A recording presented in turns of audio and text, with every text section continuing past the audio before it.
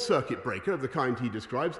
In Wales, it did not work, and I'm afraid, Mr. Speaker, I'm absolutely confident that we took the decisions in the best interests of the British people.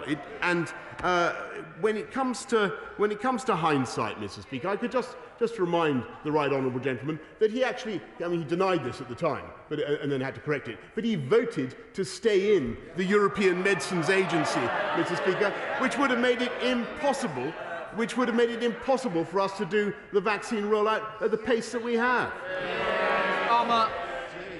Mr. Speaker, it's not me giving evidence this morning, it's his former adviser. And I note the Prime Minister is careful not to refute these allegations. Mr. Speaker, what we're seeing today is the latest chapter of a story of confusion, chaos and deadly misjudgments from this government. From a Prime Minister governing by press release, not a plan.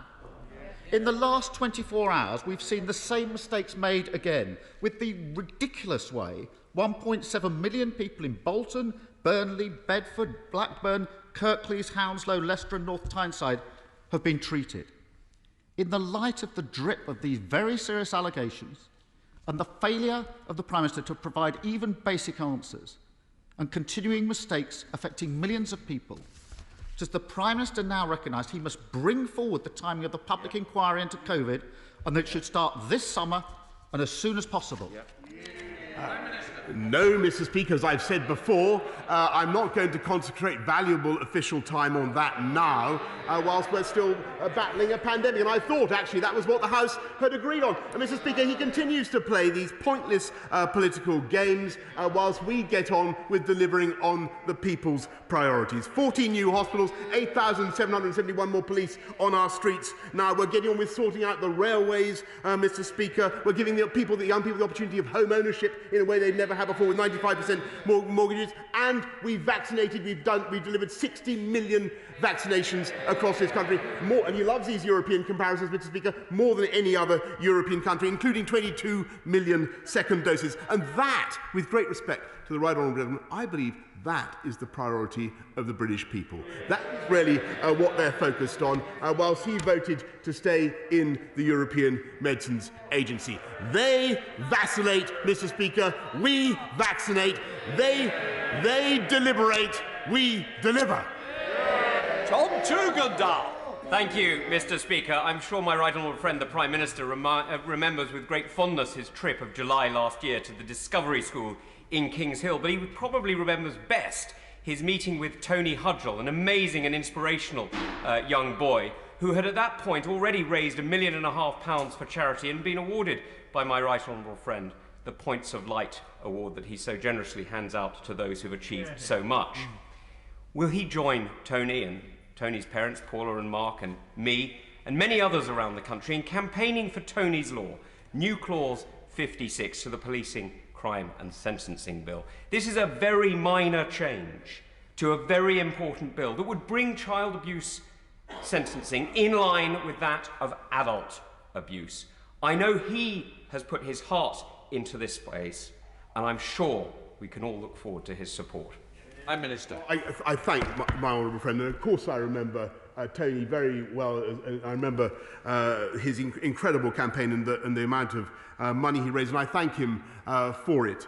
And all I can say is that it is very, very important that cases like that, injustices such as that suffered by Tony, do receive the full force of the law. And it is people who commit serious offences against children can receive exactly the same penalties as those who commit serious offences against adults. But we will keep this under review, Mr. Speaker. And if there is a gap in the law, and I will study his amendment very closely, if there is a gap in the law, we will make sure that we remedy it. Leader of the SNP, Ian Blackford. Thank you, Mr. Speaker. And can I associate myself with the remarks of Prime Minister for those seeking justice for Hillsborough? To quote the song, "You'll never walk alone." Mr. Speaker, 128,000 people have died of coronavirus in the United Kingdom. This morning, the Prime Minister's most senior former adviser, Dominic Cumming, apologised on behalf of the UK Government. He said, "When the public needed us most, we failed. We know that the Prime Minister made a series of catastrophic errors throughout the crisis. He went on holiday when he should have been leading efforts to tackle the pandemic. He was too slow to go into lockdown. He failed to secure our borders. He sent millions of people back to their offices prematurely. There is no doubt that these mistakes cost many thousands of lives. When even a disgraced figure like Dominic Cumming is willing to own up and apologise, isn't it time that the Prime Minister does the same? Mr. Speaker, I take full responsibility for everything that has happened. I've said, as I've said before, and he will recall, both in this House and elsewhere, I am truly sorry for the suffering that the people of this country have experienced. But I maintain my point that the government acted throughout with the intention to save life and protect the NHS and in accordance with the best scientific advice. That's exactly what we did. Ian Blackford. Thank you, Mr. Speaker. The evidence we've heard this morning is extraordinary, but sadly not surprising. It paints a familiar pattern of behaviour. A negligent Prime Minister, more concerned with his own self-interest than the interests of the United Kingdom. When people were dying, the United Kingdom government was considering chickenpox parties and joking about injecting the Prime Minister with COVID live on TV. We had a circus act when we needed serious government. Isn't it the case that what the country needed leadership most, the Prime Minister was missing in action? Thousands have paid the ultimate price for his failure. When will the Prime Minister finally accept responsibility for the failures of his government? Mr. Speaker, as I've said repeatedly in this House, I take full responsibility for everything that the government did and will continue to do so. And one of the reasons we've set up an independent public inquiry is I believe the people of this country do deserve to have daylight shone on all the issues he raised. I must say I don't recognise the events that he describes, but I do think that we acted throughout with the intention of saving life, of protecting the NHS, and of taking the country through the worst pandemic for 100 years. And I think I think it's also true that we're in a much more fortunate position now, thanks to the efforts of the British people and the fastest vaccine rollout in Europe, and I'm grateful for that as well. Mr. Speaker, I spent Monday morning at the Fitz Country House in Cockermouth with an alpaca called Boris. Cumbria sees significant numbers of tourists in any normal year, but Cumbria is not just lakes. We have some real gems in my constituency of Workington outside the National Park. We have a real opportunity for the UK this year, for the UK hospitality industry this year, as people choose to holiday here. Would my right honourable friend consider a short break in my constituency where I might facilitate an introduction to Boris? Well, I'm so grateful to my honourable friend. I would love to come and meet the alpaca called Boris. But more importantly, we want to support the tourism in his constituency, which is why we've so far provided over 25 billion of support, including 1.5 billion to support projects such as the Carnegie Theatre Trust. And since this week is English Tourism Week, Mr. Speaker, I encourage everyone to make the most of the tourism on their doorstep. Let's go to Stephen Farry. Stephen. Thank you, Mr. Speaker. The EU settlement scheme closes on the 30th of June. While the Home Office has finally published guidance on late applications, the government is failing to provide clarity on what will happen to those who miss the deadline and then fall under the remit of illegal working legislation. So can the Prime Minister assure the House that EU citizens or non-EU family members who miss the deadline will not face potential criminal liability if they continue to go into work? Mr. Speaker, I'm sure that the law will be extremely merciful to anybody who finds themselves in a difficult position, but I would just remind the honourable gentleman that so far 5.4 million EU nationals have applied successfully for the EU settlement scheme, which is about, as far as I can remember, about 2 million more EU nationals than we thought were in the country in the first place. Thank you, Mr. Speaker. Would the Prime Minister join with me in praising Wrexham and Denbighshire councils for the dynamic proposals that they are putting forward in their joint bid for the Levelling Up Fund in Clwyd South, including regeneration of the Trevor Basin, improvements for Chirk and Llangollen, and investment in Corwin Station and the surrounding area? Can I tell my honourable friend what a joy it is to hear him campaigning for Chirk and Corwin and Llangollen after I tramped around those beautiful places entirely fruitlessly many years ago in search of the Conservative vote.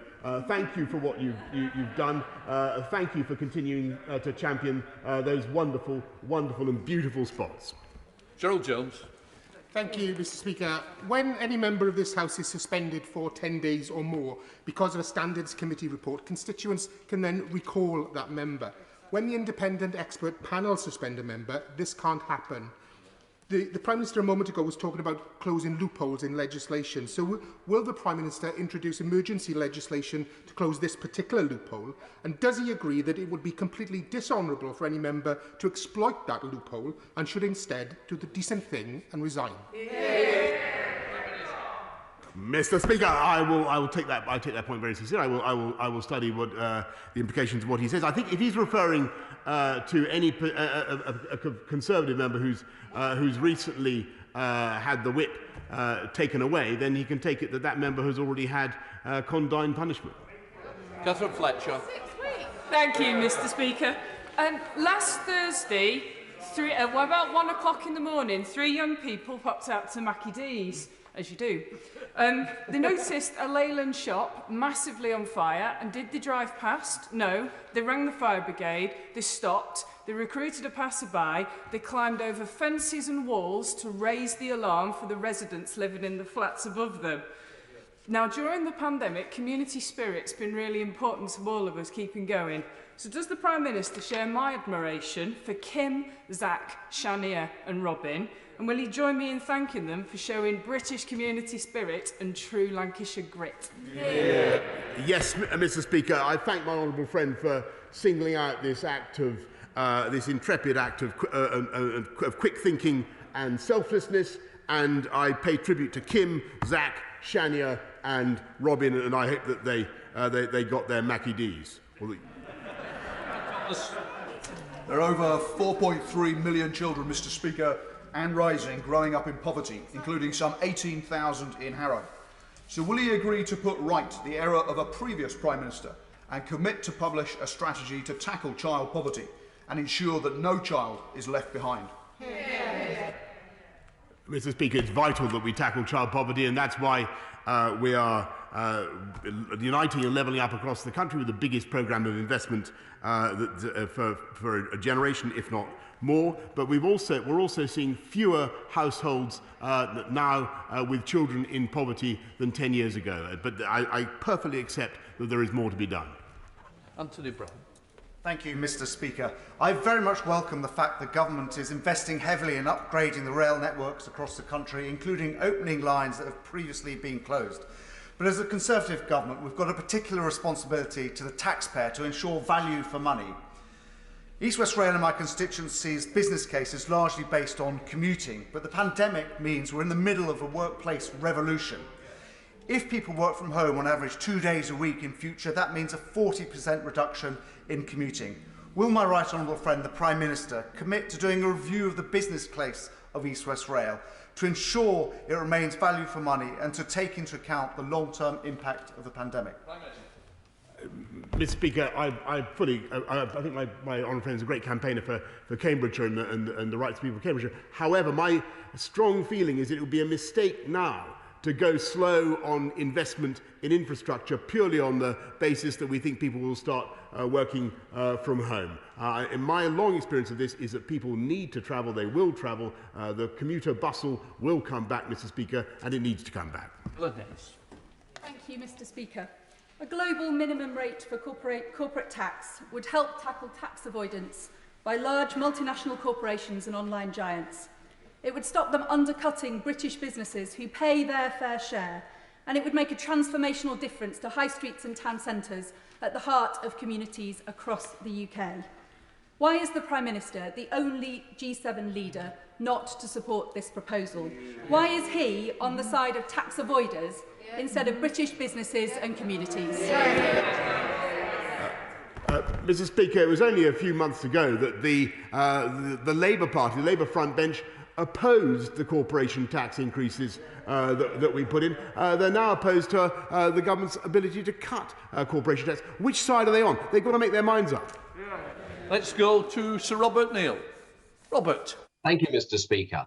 Like me, the Prime Minister represents a constituency in London's commuter land, so he'll be well aware of the small businesses, sole traders, many of them, who operate the coffee stores and newsagents and so on our railway stations. Their incomes have been absolutely decimated during the pandemic, but they're finding, like my constituent Sanjay Sharma at Chislehurst Station, that when they seek to get a reduced level of rent to reflect their reduced turnover, the train operating companies claim that the funding agreement put in place with the Department of Transport doesn't give them the discretion to do so. The department appears to say differently, and they've been going around in circles for months trying to get an answer. Will the Prime Minister use the authority of his office, please, to bang heads together and get a solution for them? Because if they go broke and we have empty units, that's no income for anybody. Mr. Speaker, I thank my right honourable friend. We introduced policy to provide rent relief for station businesses in March of last year. All train operators, including South Eastern in his constituency, are able to offer business support to their stations. I understand the point he makes about the discrepancy of views. Can I undertake him to arrange a meeting with him and the relevant minister to take it forward? Let's go to Rachel Maskell. Rachel. Thank you, Mr. Speaker. I have asked the Prime Minister a series of questions about charities. In November, he promised support. By March, he turned his back. But this month, he broke that promise, giving them nothing this winter. His words and deeds are as unfaithful as his principles and beliefs. There's neither the commitment to honour his word, the capacity to care, nor the compassion to act. Does the Prime Minister really believe that charity is all about supporting him and his lifestyle, or recognise charities now 10 billion in debt and struggling to survive need government support to help people in real need? Prime Minister. Mr. Speaker, I think charities perform an amazing and invaluable role in our society and in our lives, and we need them. And that's why we've supported charity shops throughout the lockdown with grants and with restart grants. And the roadmap means that those shops are now able to open again. But in addition, we had a £750 million targeted package of support for charities, helping more than 14,000 organisations across the country, including funding for hospices, homelessness charities and shelters for victims of domestic abuse and many others, Mr. Speaker. Peter. Thank you very much, Mr. Speaker. The fishing industry in East Anglia has had a hard time of it in recent years. However, with Brexit done, albeit in a way that left many disappointed, there is now an opportunity to turn the corner. The Reef, that's the Renaissance of East Anglian Fisheries Strategy, sets out an exciting and ambitious programme for the future. Is the Prime Minister able to say how the government will work with fishing communities, such as that in Lowestoft, to revive the industry in East Anglia? Yes, Mr. Speaker, I thank my honourable friend for what he's doing to champion the fisheries industry in East Anglia. I like his reef plan. I think it's got lots of interesting ideas which we will take forward as part of our £100 million package to support the fishing industry and get ready to take advantage of those opportunities which are coming very, very swiftly down the track towards us. Ben Lay. Diolch, Mr. Speaker. NHS and social care staff in Wales are due to receive a £500 bonus in recognition of their hard work during the pandemic. But staff on universal credit stand to lose out due to the way in which the reward is recognised in regulations as earned income. So instead of receiving a thank you bonus at the end of the month, many NHS and social care staff will be punished with a deduction of up to 63% to the universal credit.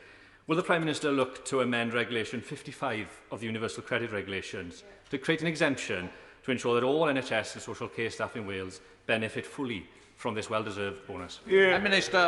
I'm grateful to him for raising that point, and of course I want to repeat my gratitude to the nurses of this country, the NHS and social care staff who've done incredible work throughout this pandemic. He makes a particular point about the UC, the taper in universal credit, and I will make sure that he has a meeting with the relevant minister who will set out the detail on the issue he's raised.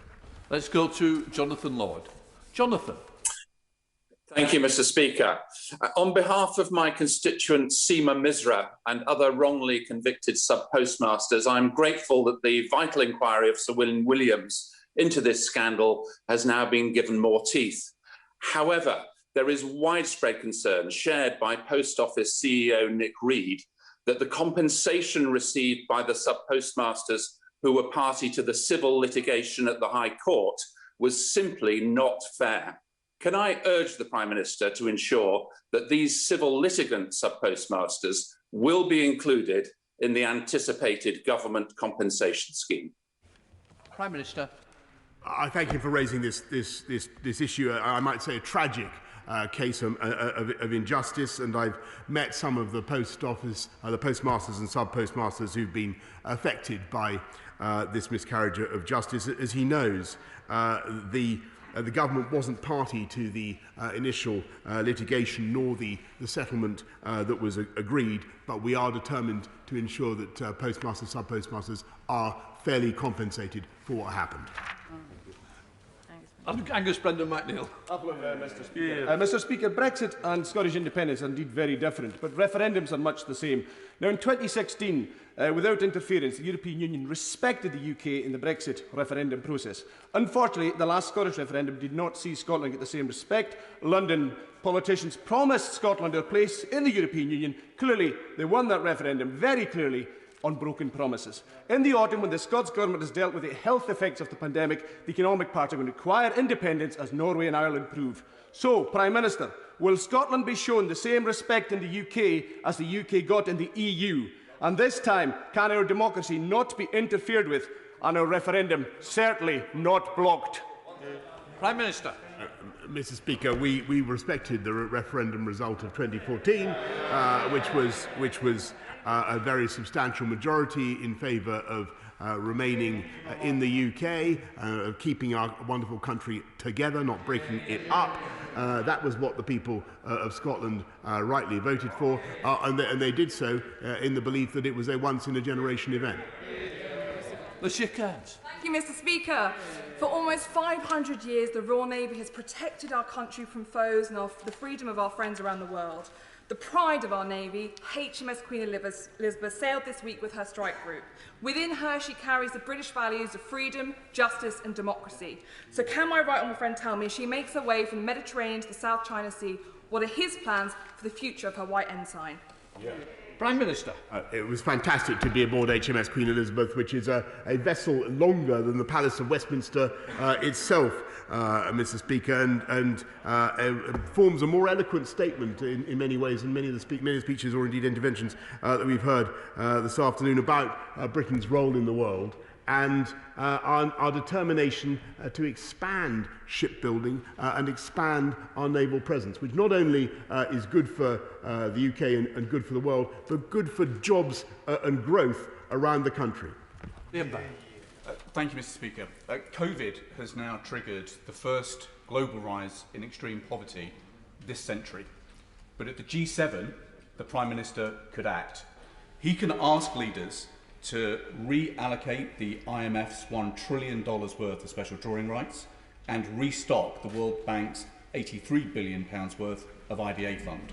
This is a multi-billion pound package of support for the world's poorest. So will the Prime Minister today commit to leading this argument at the G7 so a pandemic of disease doesn't now become a pandemic of poverty? Prime Minister. I thank him for it's great to see him in his place, I say, Mr. Speaker. And actually, I've already had always great to see him in his place. I've had conversations on that very matter already with Christina Georgieva. Boris. Thank you, Mr. Speaker. One of the many awful things about the past year has been the inability to visit family and friends in hospital. It's caused immense anguish for many of my constituents. We're seeing some progress locally, and I hope with the brilliant rollout of the vaccine we will see more. But can the Prime Minister inform the House when we will see normal visiting hours resumed for all hospitals nationwide? Minister. I know she speaks for many, many millions of people who have wanted to visit loved ones, Mr. Speaker, and I know the anguish that they have felt.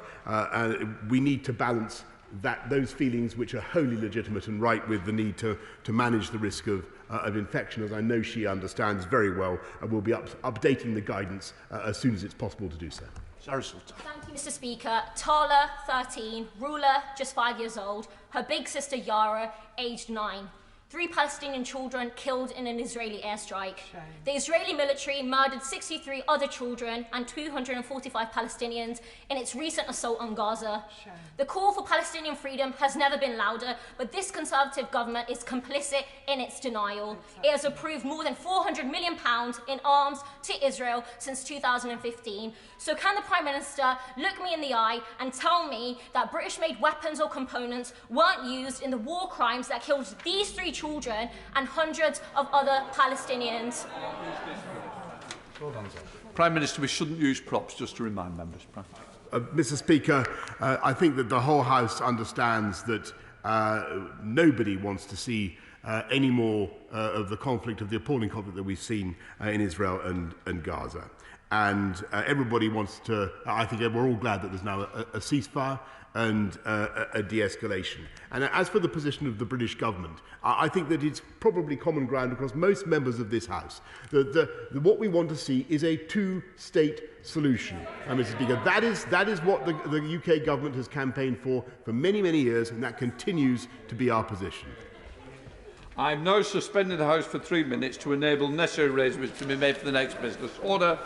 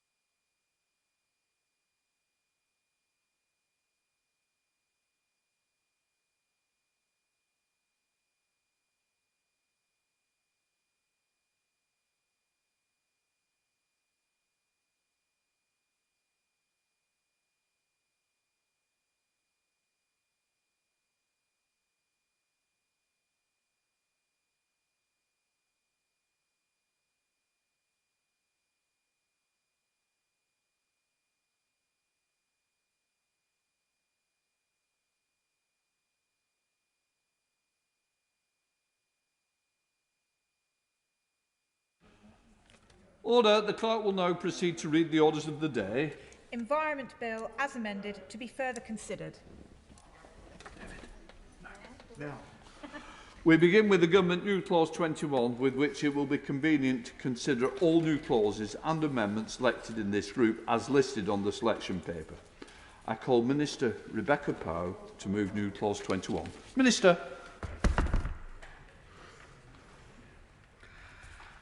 Thank you so much, Mr. Speaker, and what a pleasure it is to be back to continue with this vital piece of legislation that will set us on a sustainable trajectory for the future. And I know that so many colleagues have been looking forward to today, as indeed have I, with great anticipation.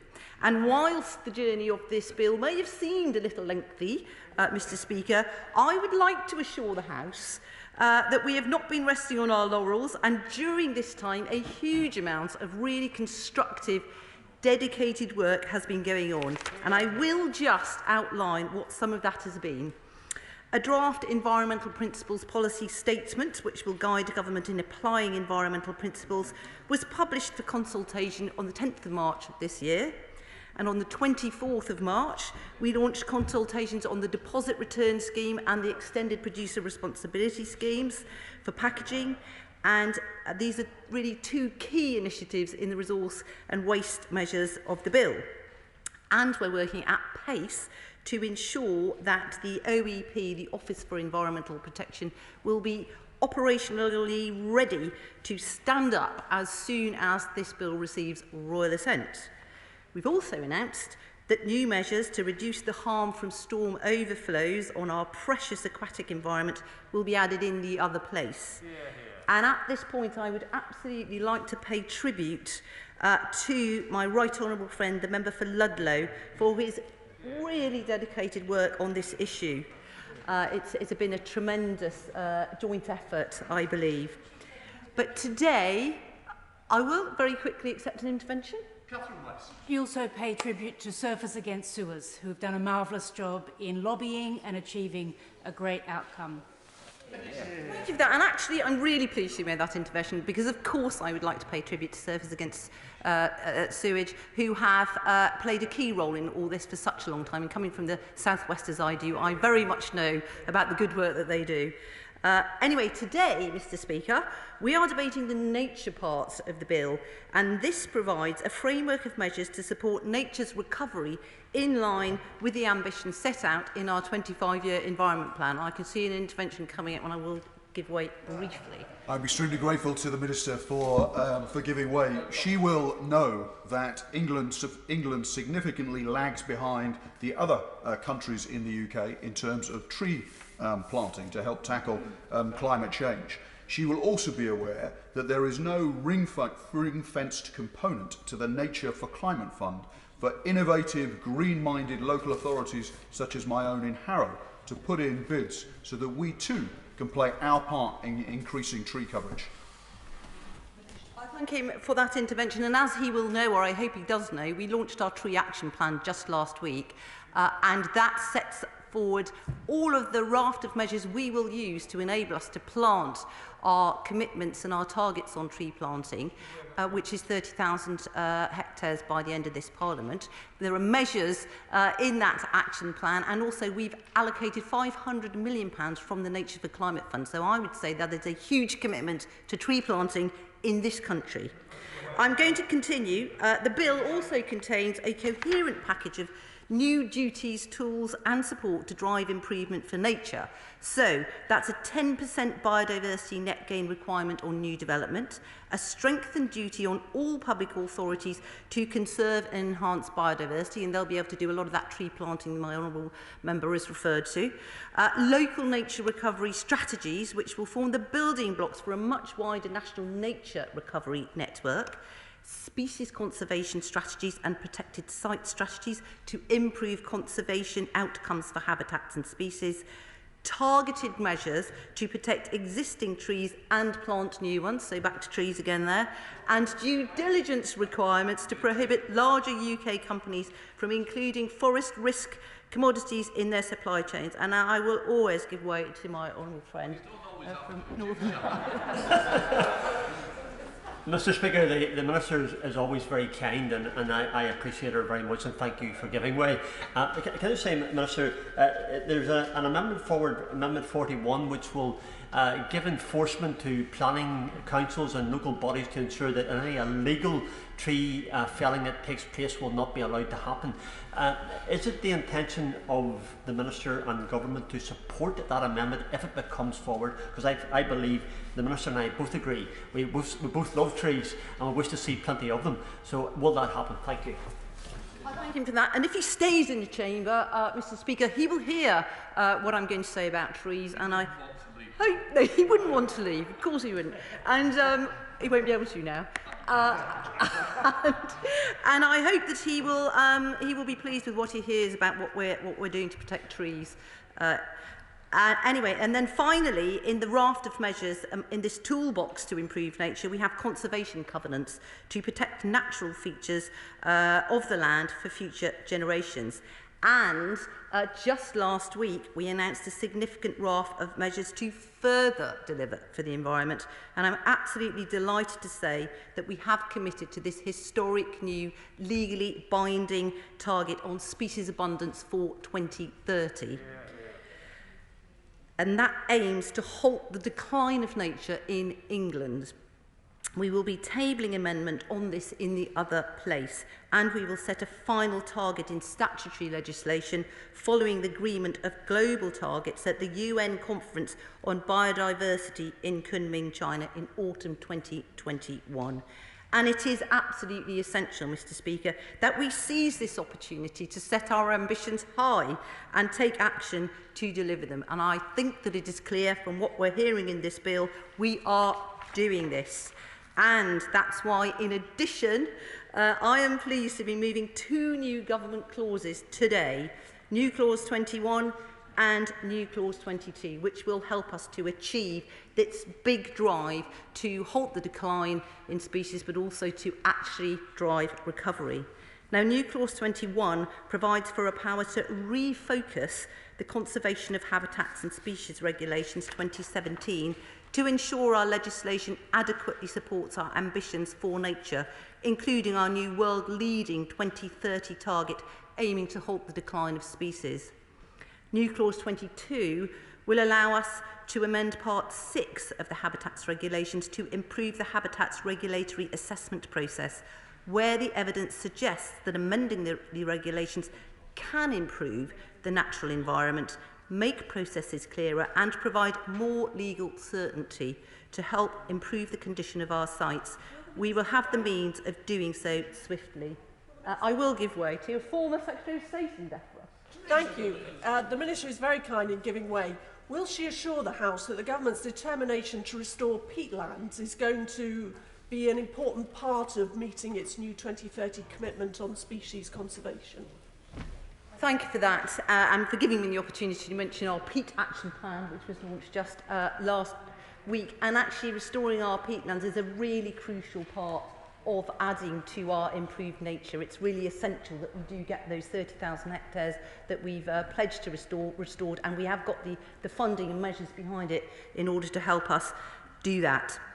I just wanted to mention the member for Brighton Pavilion will say in her speech, I don't see her in her seat at the moment, but that we need to... Oh, she's online. Okay, I'll sort of look up there. She will say that we need to lock in the protections of the Habitats and Wild Birds Directive as they are now. But if we are to deliver on our ambitious new target and actually reverse the downward trend we have seen in recent decades, we need to change our approach, and we need to change it right now.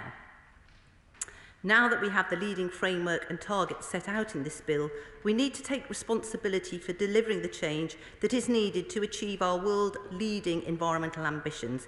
We need to create space for the creative public policy thinking that can actually help us deliver these results.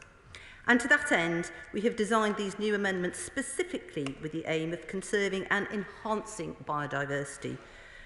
Under subsection 10 of new clause 21, the power to amend regulation 9 can only come into force from the 1st of February 2023, once we have set the biodiversity targets and conducted the first review of the environmental improvement plan as provided for in part 1 of the bill. We have also been explicit that powers can only be used if they don't reduce the existing level of environmental protection.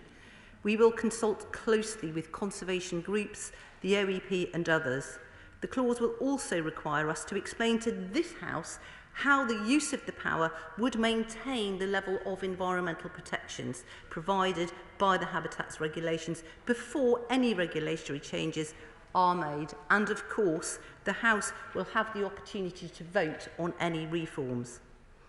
In addition, my colleague, the Noble Lord Benyon, will also chair a small working group comprising of myself, Tony Juniper, Chair of Natural England, and Christopher Katowski, QC, which will gather information on how we might utilise the powers enabled through our government amendments, and we will have our first meeting before the summer recess. This group will consider the technical detail and will gather evidence from experts and stakeholders. And the Green Paper itself will then offer a further opportunity for stakeholders to feed back on the initial proposals for reform. We will consult with the new OEP on any proposals we develop before any regulatory changes are made. On the theme of habitats protection, my right honourable friend, the member for Epsom and Ewell, who I'm so pleased to see sitting in his place, is right to raise the very important issue of protection of species like the hedgehog, Mr. Speaker. We all love a hedgehog, don't we? But I've released lots of rescue hedgehogs into my garden, Mr. Speaker.